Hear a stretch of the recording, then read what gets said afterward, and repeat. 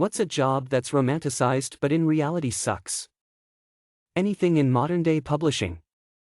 How many television shows and movies must I watch where the plucky young upstart graduates from college and gets a job at the magazine or newspaper of their choice and is respected and can make a living?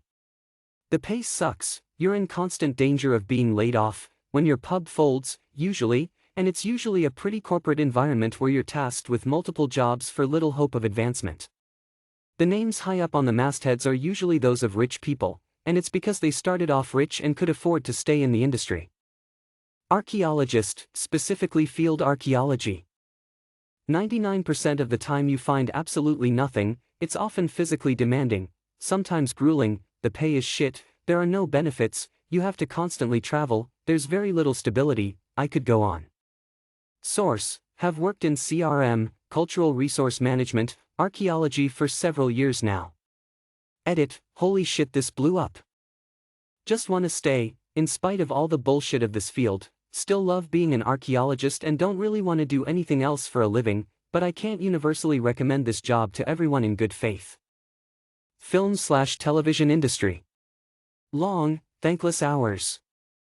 The expectation that you should be available 24/7, otherwise there is a long lineup of replacements waiting for the chance. You might get lucky and work your way to the top, maybe enjoy some fame and fortune, but even there, it's a dog-eat-dog world. Most people have to sell a bit of their soul to get and stay there. And if you don't make it, you either toil away on crew or end up regaling your coworkers in some other industry with exciting stories about your time in the biz, that is if anyone hires you, because they just can't understand why you left the exciting world of Hollywood to come work at the grocery store. Veterinary medicine. Fantasy: I get to work with puppies and kittens. Reality: a 3-month-old kitten died in my care, I've seen so much gore and blood and neglect, I've sent animals home with invasive cancers because family can't afford treatment, I've been the only comfort shelter animals knew before they left this world. It is a specific and exhausting kind of pain and it isn't really talked about enough. People who say they couldn't do it because of the euthanasia have no idea.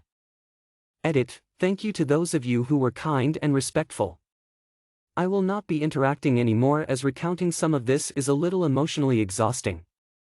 But I'm going to plug this link for anyone, vet med or not.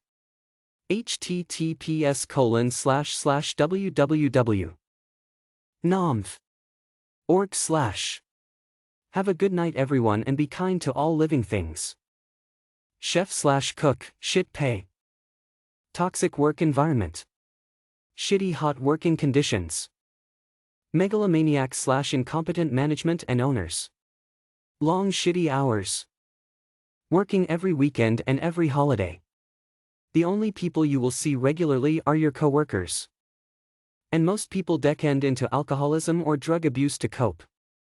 Most people get into it because they're passionate about it, and most bosses will take advantage of this. I spent 10 years in this field. I walked away with nothing other than the knowledge I gained, then had to re-enter to workforce at the bottom at the age of 30. Been out 5 years now, and started making more money and working less hours within a year. I wish I'd left sooner. Masseuse. But it only sucks when people romanticize it. Otherwise it's pretty awesome. Can suck if people sweat a lot or have massive amounts of body hair that fall off when you rub them so you come out with your arms covered in some dude's back hair. You also get farted on a lot. And hit on. And comments like, oh I feel sorry for your boyfriend with all that strength in your fingers, good thing is you can just laugh and push a really sore trigger point to make yourself feel better. Otherwise it's a pretty awesome job, but definitely not for everyone. Game development. I went to school for it but did not pursue it after and went into something else with transferable skills. My roommate in college is a successful developer and has been for years. He gets fired every time the game comes out and the studio dissolves, which constantly happens. The level of skill required to do his work is about as hard as it gets in terms of programming, yet he gets paid less than a web/app developer.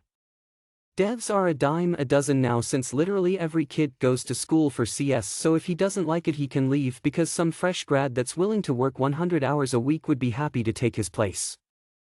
They need unions. The worst part? He hates gaming now. That's Suyowaks. I'm an event planner, and almost everyone's reaction when I tell them is, oh, that's so fun.